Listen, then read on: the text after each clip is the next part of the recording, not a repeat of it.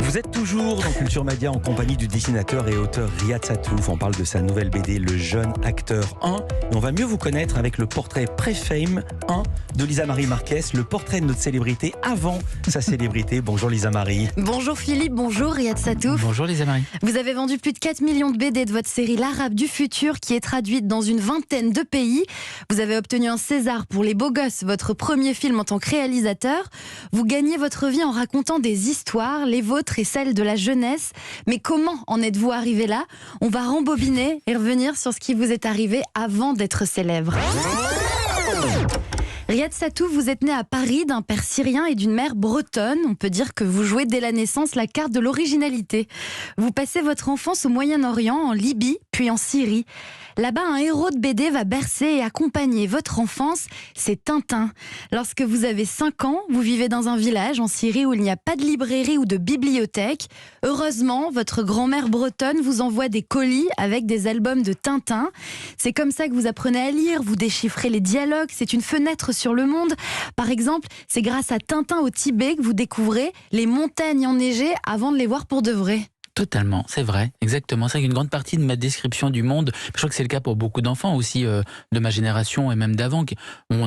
Quand la télévision n'existait pas comme elle existe aujourd'hui, il n'y avait pas Internet, les dessins étaient une manière de voir le monde. Oui quand même, mais moi qui étais à côté de Lyon, j'avais quand même déjà vu la neige.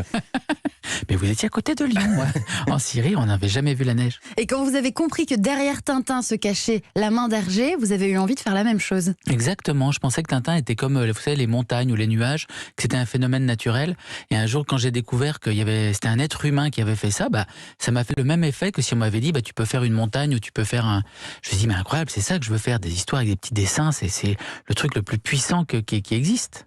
Riyad Sattouf, c'est aussi quand vous avez 5 ans, vous dessinez un personnage qui ressemble à Georges Pompidou et ça émerveille toute votre famille et vous donne aussi un peu confiance en vous et en vos dessins. Et vous dessinez beaucoup, enfant. Vous faites même des livres avec votre nom en haut sur la couverture. Vous aimez inventer, vous développez votre imaginaire et vous préférez la compagnie de votre cerveau à celle des autres enfants. À l'âge de 8 ans, Riyad Sattouf, vous avez un choc cinématographique devant un film violent et pas vraiment de votre âge, Conan le Barbare avec Arnold Schwarzenegger.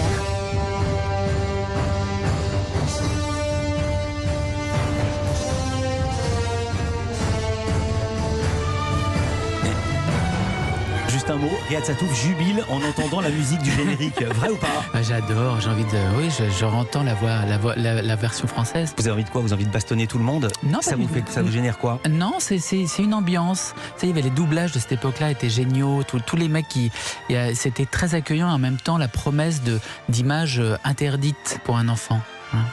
Et c'est le corps d'Arnold Schwarzenegger, c'est hyper dur à dire, qui vous fascine parce que vous êtes persuadé que c'est ce corps-là que vous allez avoir en grandissant. Oui, je pensais que la nature c'était comme ça. On était petit, après on devenait enfant, ado, puis après les muscles poussaient, on devenait extrêmement musclé comme Arnold. J'avais pas capté qu'il faisait du sport toute la journée. Beaucoup de sport. À l'adolescence, changement de décor, retour en France, en Bretagne, à Rennes. Et là, vous rentrez dans une période de doute et d'acné, l'adolescence. En plus, au collège, on vous appelle Sattouf, Tatouf, Latouf. Vous êtes un ado solitaire et vous écoutez Metallica.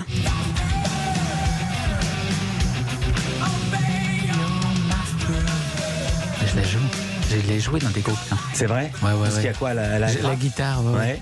J'adore, ouais. Et vous jouez toujours? Toujours dans mon bureau de temps en temps. À fond? Saturé? Maintenant, j'ai saturé. J'ai un grand ampli. À l'école, il y a Madame Chaplin, votre prof d'art plastique, qui vous met des bonnes notes. Et le jour où elle vous demande ce que vous voulez faire plus tard comme métier, vous lui répondez pilote d'avion parce que vous n'osez pas dire dessinateur. Et elle vous encourage à poursuivre votre voie dans le dessin.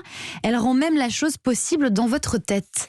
Oui, c'est vrai, tout à fait. Ouais, c'est la première personne elle m'a un petit peu enguirlandé justement quand je lui ai répondu que je voulais être pilote d'avion. Elle m'a dit mais ça va pas.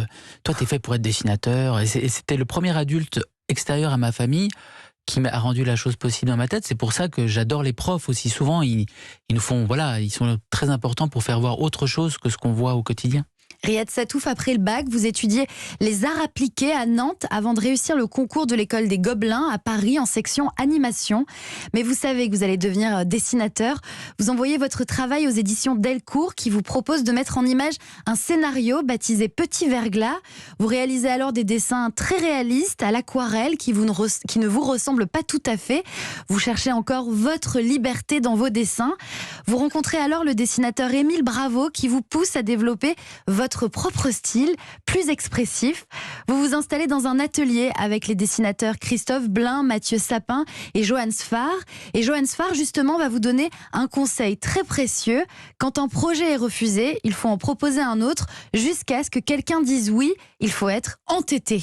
C'est vrai ? Oui, tout à fait, oui. Puis je me disais vraiment que si je présentais 100 projets à des éditeurs, c'était pas possible d'avoir 100 refus. Il y en aurait forcément un qui finirait par accepter. Et moi, j'ai adoré le conseil que vous a donné Cabu d'un mot. Ah oui, Cabu m'avait dit, oui, de toute manière, les meilleures histoires à raconter, c'est les premières histoires que tu racontes à tes potes. Donc, quand tu fais une BD, le truc que tu as envie de raconter à tes potes, c'est ça qu'il faut raconter en BD. Voilà. Riyad Satouf, à vos débuts en tant que dessinateur, vous publiez Manuel du Puceau et Ma Circoncision, des albums qui vous valent d'être convoqués au commissariat et interrogés par la police judiciaire. C'est pas vrai, je savais pas ça. Non, mais parce qu'il y avait des gros mots et tout, puis que c'était un peu dans une collection jeunesse. J'avoue, j'étais jeune et fou. Non mais attendez, comment un éditeur d'une édition jeunesse laisse passer des gros mots et des histoires de puceaux ? Ouais, maintenant, c'est devenu monnaie courante. Mais à l'époque, c'est vrai que c'était un petit peu... Puis il y avait aussi... C'est parce qu'il y avait une commission de censure qui existait encore. Alors c'était aussi présentation négative de l'image du père, déjà à l'époque. Il y avait un truc un peu bizarre. Mais là, on est quand ? On a l'impression de vous raconter les années 30. C'est une loi qui avait été passée après-guerre, une loi du général de Gaulle, et qui, je crois que ça a été... Cette commission non mais là, a été c'était supprimée. les années 90-2000. Oui, c'était début des années 2000, mais je crois qu'elle n'existe plus, cette commission. Vous concevez ensuite une série, Les pauvres aventures de Jérémy, l'histoire d'un garçon un peu paumé, qui a de l'acné, qui a le béguin pour la secrétaire dans la boîte où il travaille. Le premier album, Les jolis pieds de Florence, vous vaut de recevoir le prix René Goscinny, des mains de la fille de René Goscinny. Riyad Satouf, vous décidez alors de continuer de dessiner la vie telle que vous la voyez. Les choses commencent à marcher, vos dessins apparaissent dans Charlie Hebdo. Et puis vous vous lancez dans un projet un peu fou. Vous retournez dans un collège, observer les jeunes, mais pas n'importe lesquels. Les jeunes des beaux quartiers. Ça donne Retour au collège, une BD qui rencontre un vrai succès en librairie. Vous avez trouvé votre sujet de prédilection. Parce que la jeunesse, Riyad Satouf, vous en parlez comme personne n'en a jamais parlé, avec un réel talent pour dire les choses comme elles sont, à coups de crayon et bientôt à l'écran. La suite, on la connaît et moi, je m'arrête là. Il chante aussi Fame. Vous chantez tous les titres qu'on passe ce matin. Bon, je vous le reproche pas. Hein. Non, mais il y a une très bonne ambiance. Et comment c'est de s'appeler Satouf quand on est en 4e ou en 3e ? Ouais, c'est pas facile. Mais bon, et après, il y a plein d'autres noms un peu ridicules, hein, moi, j'avoue. Mais Satouf, le problème, c'est que c'était pas connoté arabe tout de suite. Donc les gens pensaient que c'était un nom un peu berrichon ou breton, donc ils s'en moquaient assez généreusement, quoi. J'ai bien compris. Satouf de cheveux. Vous restez avec nous. Merci beaucoup, Lisa Marie Marquez. Culture